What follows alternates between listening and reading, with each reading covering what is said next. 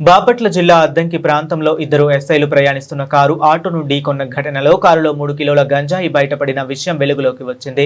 ప్రమాద అనంతరం పోలీసులు చేపట్టిన తనిఖీల్లో గంజాయి ఉన్నట్లు గుర్తించినట్లు సమాచారం. ఈ ఘటనపై దర్శి డీఎస్పీ బాలమురళీకృష్ణ మాట్లాడుతూ ఘటనకు సంబంధించిన పూర్తి వివరాలను వెల్లడించారు. కారులో గంజాయి ఎలా వచ్చింది, దానిని ఎక్కడి నుంచి తీసుకువస్తున్నారు, ఎక్కడికి తరలిస్తున్నారు అనే అంశాలపై దర్యాప్తు చేస్తున్నట్లు తెలిపారు. గంజాయి రవాణాకు సంబంధించి ఎవరెవరి ప్రమేయం ఉందనే కోణంలో కూడా విచారణ కొనసాగిస్తున్నట్లు పేర్కొన్నారు. ఘటనకు సంబంధించిన పూర్తి వివరాలను దర్యాప్తు అనంతరం వెల్లడిస్తామని డీఎస్పీ తెలిపారు.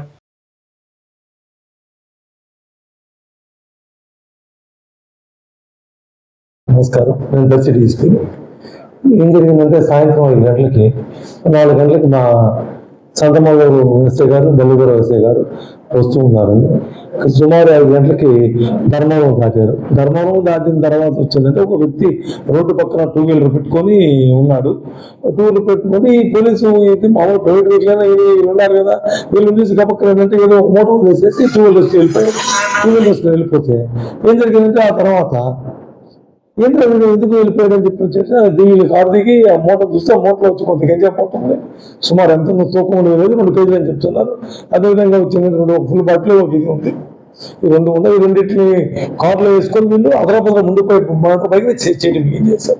ఈ పోయే క్రమంలో ఏం జరిగిందంటే కొంత దూరం పోయిన మోటార్ వచ్చారు, స్పీడ్ వెళ్ళిపోతున్నాడు. కారు కూడా స్పీడ్ పెంచారు. పెంచేటప్పుడు అంటే ఎదురుగా ఒక గబక్కన ఏంటంటే ఒక మోటార్ బైక్ వచ్చింది. దాన్ని తప్పించిపోయి ఏం చేశారంటే వీళ్ళు ముందు పోతున్న ఆటో వెనక గుద్దారు. ఆటో టప్పైంది. ఆటోలో 4 ఉన్నారు. 4కి సింపుల్ ఇంజరీస్ తగిలాయి. ఈ ఎస్ఐలు ఇద్దరు దిగి 108కి ఫోన్ చేసి తర్వాత ఏం జరిగిందంటే వీళ్ళని తీసుకొని హాస్పిటల్కి వెళ్ళారు. వెళ్ళి 108 కూడా ఫోన్ చేశారు, ఒక కార్డు పిలిపించారు. వీళ్ళు ఏంటంటే హాస్పిటల్ తీసుకెళ్తున్నారు బాధ్యతాయుతంగా.